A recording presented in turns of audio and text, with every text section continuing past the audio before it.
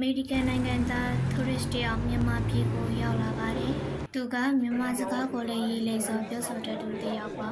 ။ရန်ကုန်မြို့ဟိုတယ်ကြီးတစ်ခုမှာတဲခိုရင်ရန်ကုန်မြို့ကိုရှောက်ကြည့်လေ့လာဖို့တက်စီတစ်စီးကိုတနေ့တာအပြန်မှားလိုက်ပါတယ်။တက်စီမောင်းတဲ့ driver ကတော့မြန်မာလူမျိုးရန်ကုန်သားပါ။ဒီလိုနဲ့မောင်းလာလိုက်တာတရားတစ်ခုမှကိုရောက်တော့ tourist ကြီးကအဲ့ဒါပါလဲမိတ်ဆွေဘီရင်အောင်ကုန်းကြော်တာပါဆောက်တော့ကဘယ်လောက်ကြာလဲတစ်နှစ်လောက်ကြာပါတယ်ခင်ဗျာ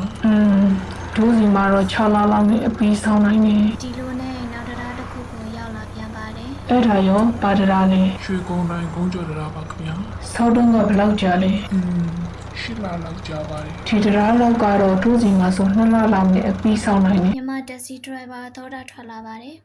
ပြီးတော့သူကဒီလိုလဲစဉ်းစားမိပါတယ်ဒီ tourist တာတက်လာကြွားနေတာနေနေအောင်ပေါ့ကွာဒီလိုတွေးပြီးဆက်မောင်းလာလိုက်တာလဲတန်းကုန်းကျော်တရားကိုရောက်လာပါတယ်အဲ့ဒီတော့ tourist ကြီးကထူးဆန်းအတိုင်းမေးပါတယ်အဲ့ဒါပါတရားလေအဲ့ဒီမှာ